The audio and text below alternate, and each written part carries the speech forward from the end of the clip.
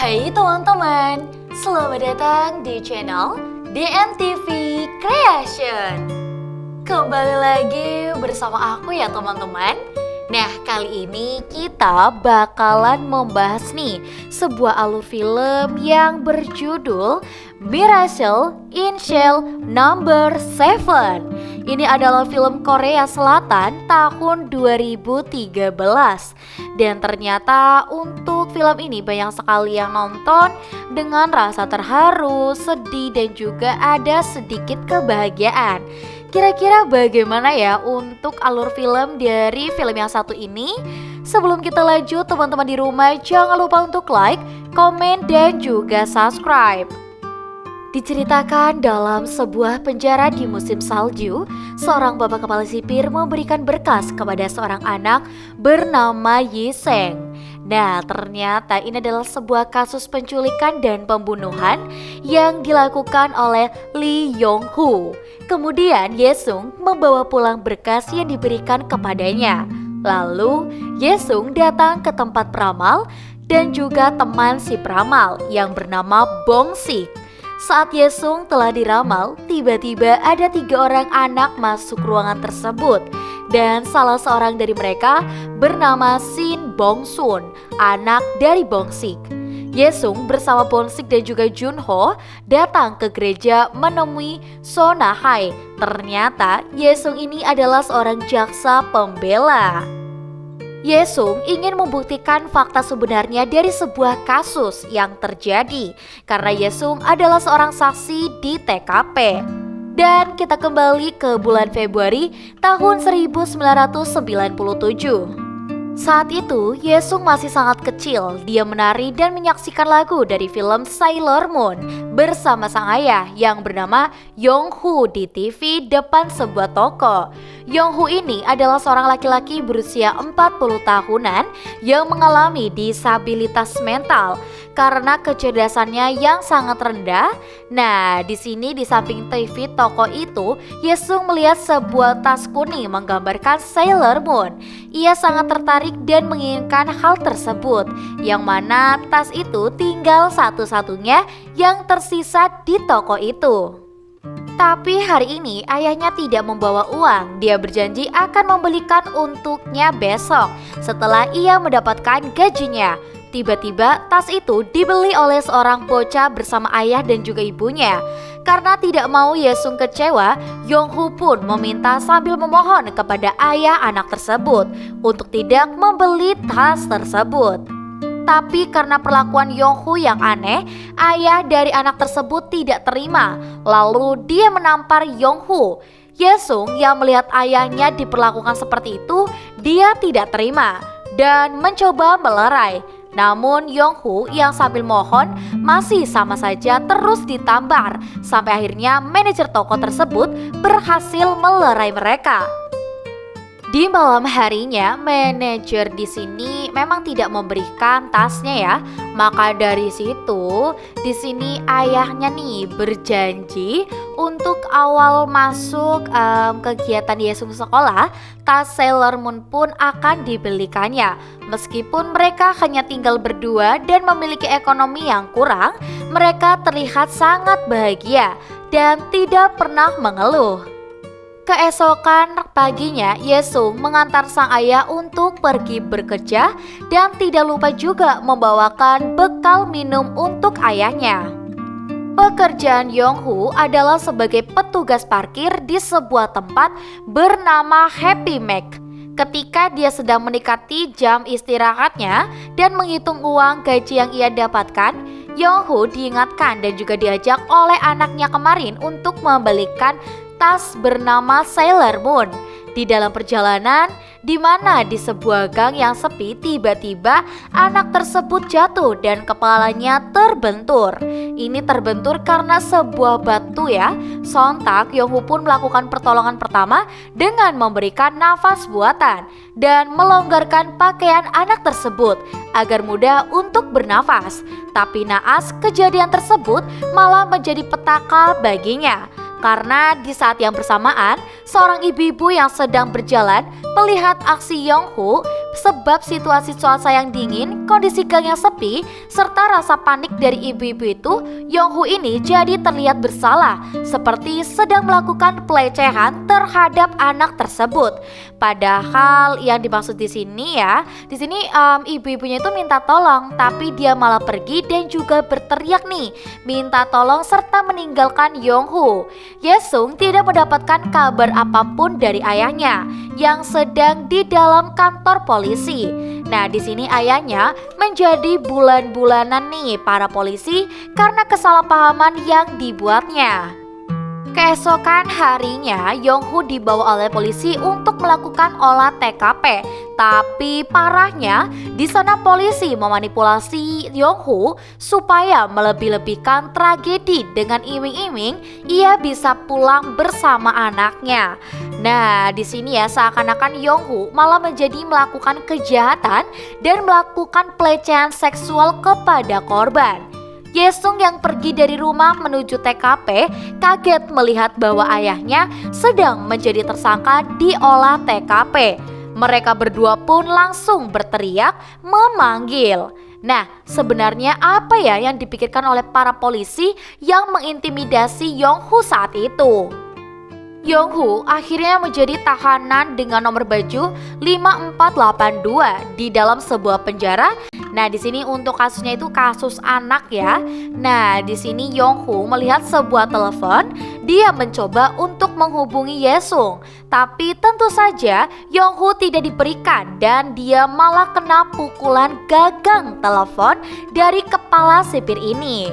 Nah, pertemuan pertama Yonghoo dan juga ketua sipir ini langsung diseret dan dimasukkan ke dalam sel nomor 7 bersama 5 tahanan lainnya yang bernama Bonsik, Junho, Bingung, Leader dan juga kakek Sio. Nah, di dalam sel di sini salah satu memerintahkan Junho untuk membaca buku catatan kasus yang dibawa oleh Yonghoo. Mendengar kasus penculikan, pembunuhan dan juga pelecehan yang dilakukan Yonghoo, ini para tahanan langsung memukul Yonghoo sambil menutupinya dengan sebuah barang.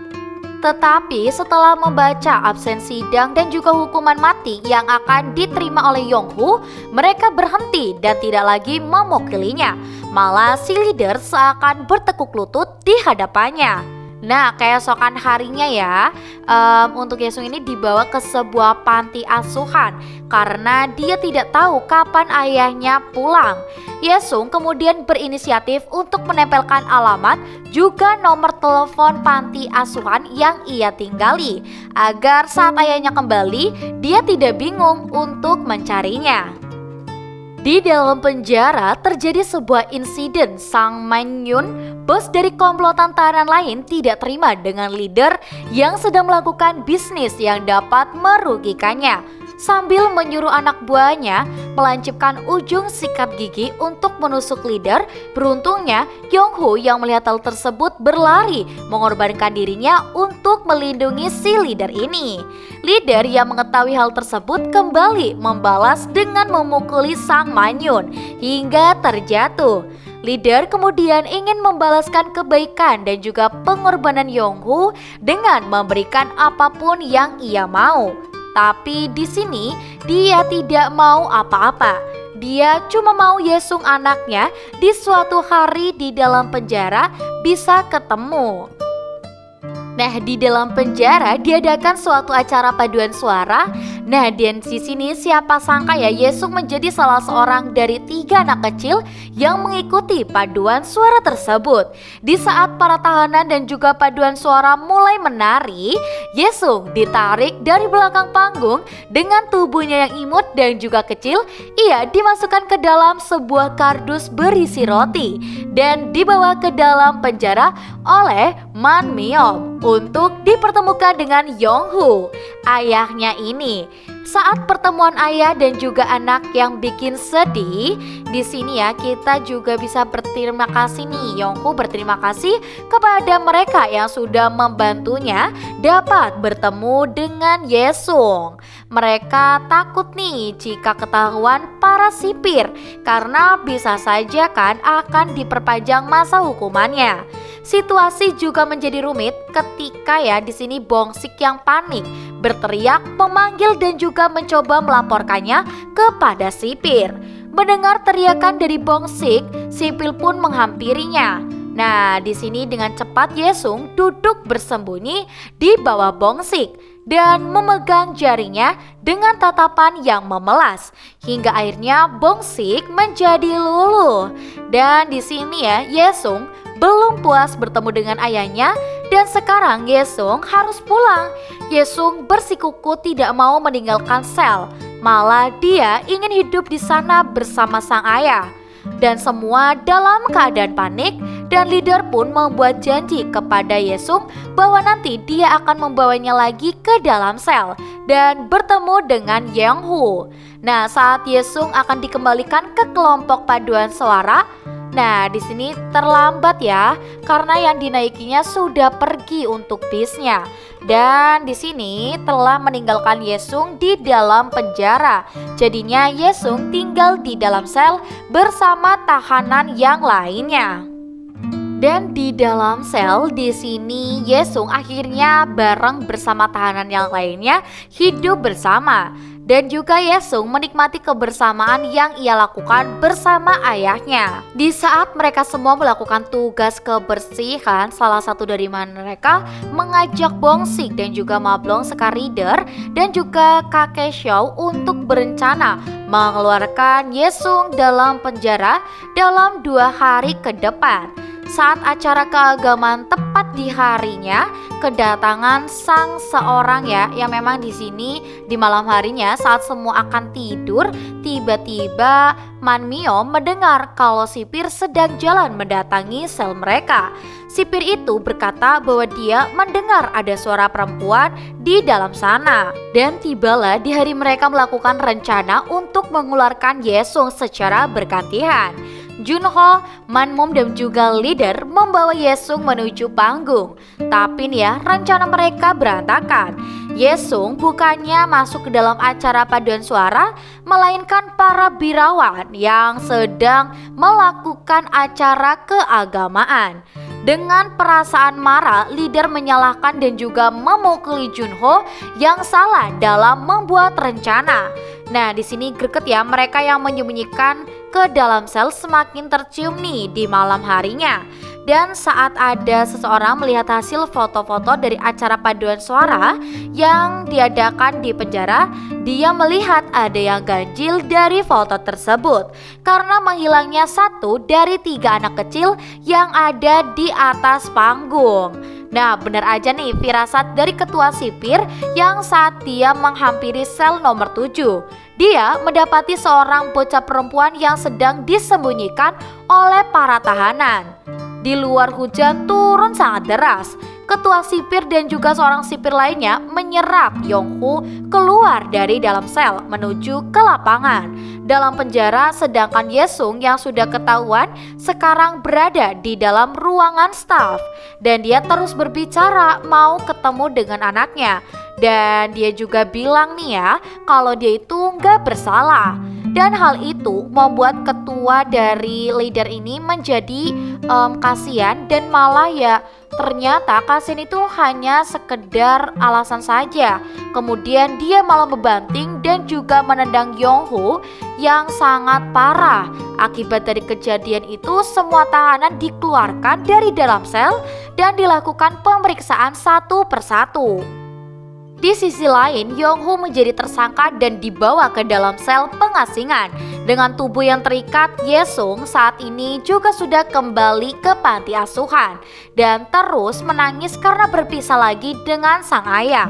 Di malam berikutnya saat Yonghu masih berada di dalam sel pengasingan, terjadi kebakaran di salah satu sel dan penyebab dari kebakaran tersebut adalah sang Mangyung yang terus membakar dan juga menyebarkan api dengan bensin yang ada.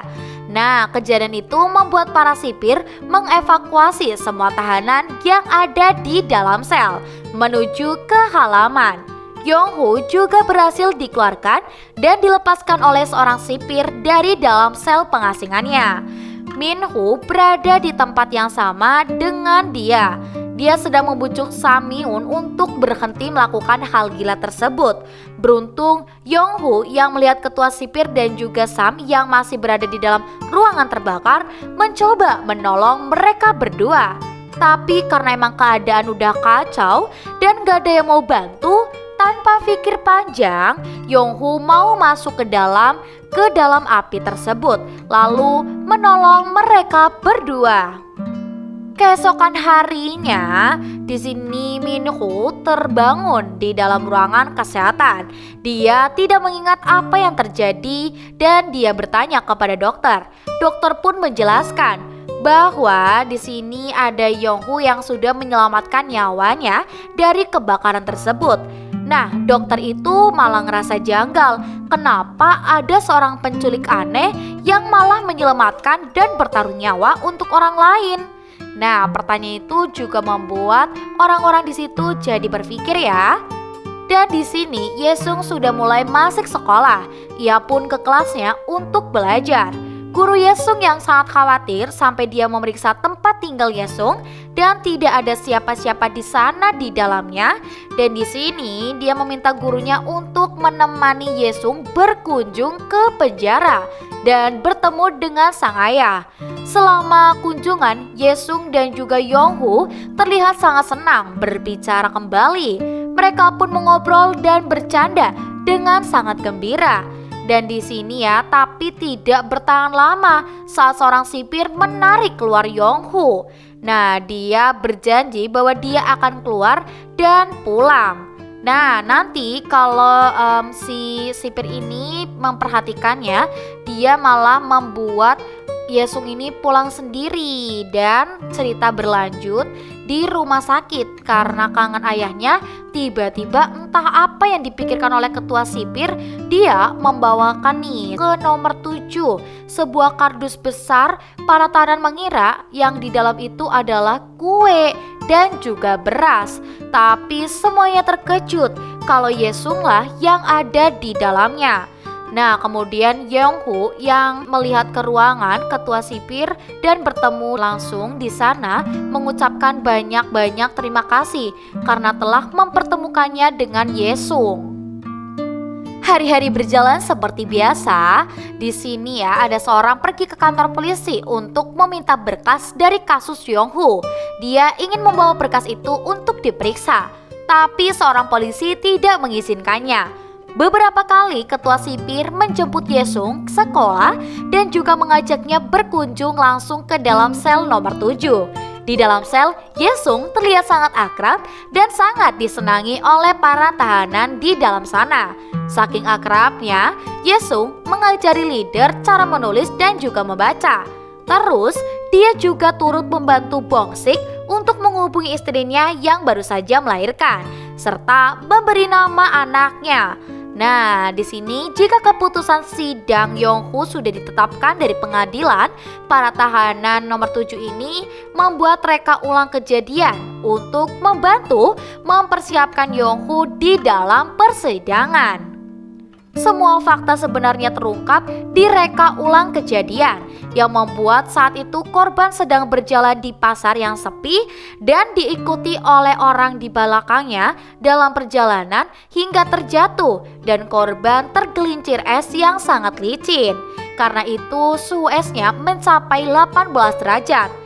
Nah, saat itu terjatuh, korban menarik sebuah tali, bukannya menahan diri, dia malah jatuh. Hal itu membuat batu bata yang ada di atasnya menimpa kepala si korban yang membuat korban tewas di tempat.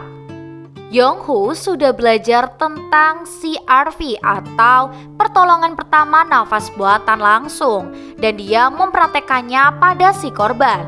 Tapi karena kondisi yang lemah, dia sulit berbicara hingga membuat dia menjadi tersangka. Ditambah yang menjadi korban adalah anak perempuan satu-satunya dari seorang komisaris jenderal polisi. Dan di dalam persidangan, pada masa sekarang leader dan juga yang lainnya menjadi saksi. Mereka membantah semua tuduhan yang diberikan kepada Yong-hoo.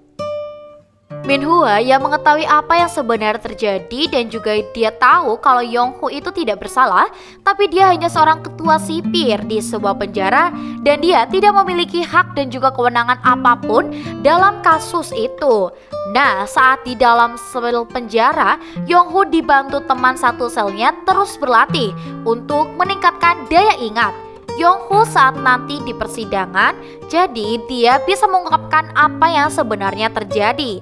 Tapi saat persidangan untuk menjatuhkan hukuman kepada Yong-hoo, dia malah terdiam dan tidak menjawab pertanyaan dari jaksa penuntut. Karena sebelumnya ia akan dipukuli dan putrinya akan diancam, akan dibunuh oleh komisaris polisi. Yong-hoo dengan mentalnya yang lemah itu tentu saja panik di persidangan. Dia cuma bisa diam dan memikirkan ancaman dari si komisaris polisi. Dan terpaksa mengaku di depan hakim bahwa Yong-hoo melakukan kasus tuntutan itu semua. Permohonan naik banding Yong-hoo sebagai terdakwa ditolak dan hukuman persidangan tingkat 1 diberikan kepada Yong-hoo, diberikan hukuman mati.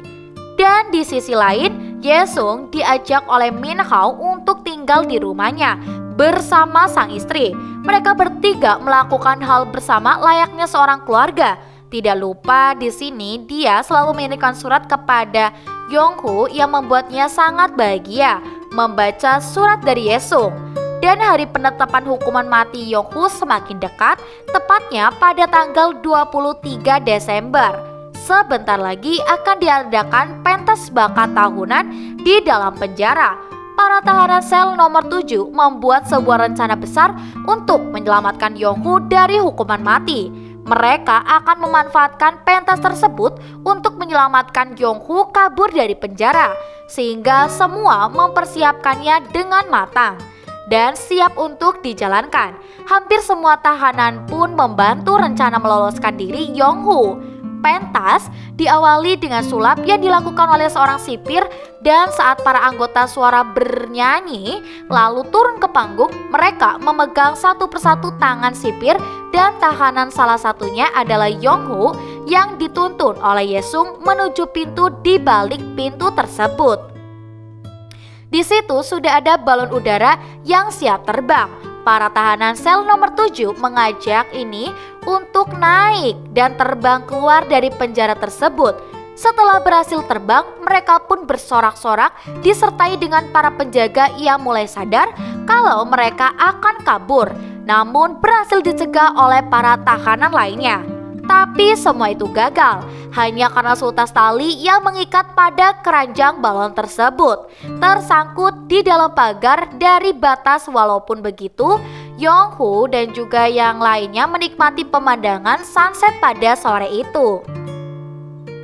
23 Desember, hari di mana Yong-hoo dijatuhkan hukuman mati di dalam sel nomor 7, para tahanan memberikan kue dan juga hadiah kado kepada Ye-sung dan juga Yong-hoo. Yong-hoo lalu mengeluarkan kotak besar untuk Ye-sung, di mana di dalam kotak tersebut berisikan tas kuning Sailor Moon yang selama ini diinginkan oleh Ye-sung. Ye-sung sangat berterima kasih kepada ayahnya karena telah memberikan hadiah. Begitu pula dengan Yong-hoo yang berterima kasih kepada Ye-sung karena bersedia menjadi anak yang ia cintai hingga menjadi ayah yang terbahagia. Di sisi lain, Yong-hoo menuju tempat eksekusinya. Dan inilah saat terakhir Yong-hoo berpisah selama-lamanya dengan Ye-sung. Singkat cerita ya, dalam sebuah persidangan di sini ternyata hakim memutuskan bahwa Yong-hoo tidak bersalah dan menarik hukuman mati dari Yong-hoo. Tapi semua ini sudah terlambat. Yong-hoo sudah tidak ada lagi di dunia ini karena Yong-hoo udah meninggal. Memang ya, momen di sini tuh Ye-sung hanya ingin membuktikan kepada semua orang yang ada di persidangan bahwa Yong-hoo ini tidak pernah melakukan kejahatan dan akhirnya film pun berakhir. Nah, gimana nih teman-teman, seru banget kan untuk filmnya? Dan untuk teman-teman di rumah jangan lupa untuk selalu pantengin terus nih channel YouTube DNTV Creation. Dan jangan lupa untuk like, komen, dan juga subscribe. Sampai jumpa.